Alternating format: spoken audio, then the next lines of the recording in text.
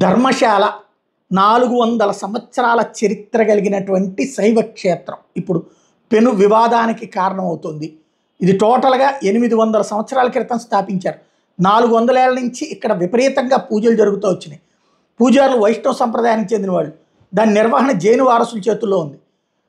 ఒక పారిశుధ్య కార్మికుడు నేను ఒంటి మీద బట్టలు లేని శరీరాల్ని, లైంగిక హింసకు గురైనట్టు కనిపించే దేహాల్ని నేనే ఖననం చేశాను, మాట్లాడితే చంపేస్తానని బెదిరించారు అంటూ ఏ ప్రదేశాల్లో శవాన్ని ఖననం చేశానో కూడా చెప్తున్నాడు, చూపిస్తానంటున్నాడు. కొన్ని డీజిల్ పోసి కాల్చేశారని కూడా చెప్పుకొచ్చాడు. తను చెప్తున్న నిందితుల్లో ధర్మస్థల క్షేత్ర నిర్వహణ ముఖ్యులు ఉన్నారు, అందుకే వాళ్ళ పేర్లు చెప్పడం లేదు అంటున్నాడు. తనకి తన కుటుంబాన్ని రక్షణ కల్పిస్తే అందరి పేర్లు వెల్లడిస్తానంటున్నాడు. నేను చెప్తున్నది నిజమే అనడానికి ఓ సమాధిని తనే తవ్వి దానికి సంబంధించిన ఫోటోల్ని ఆధారాలను ఇస్తూ మ్యాజిస్ట్రేట్ ఎదుట వాంగ్మూలం ఇచ్చాడు. అంత నేర తీవ్రత ఉంది అన్నటువంటి కాన్సెప్ట్. ఇదే సందర్భంలో సామూహిక సమాధుల వెలికితీతకి సంబంధించినటువంటి అంశం ఎందుకు చెయ్యరు అంటూ ఇప్పుడు చర్చ ప్రారంభమైంది.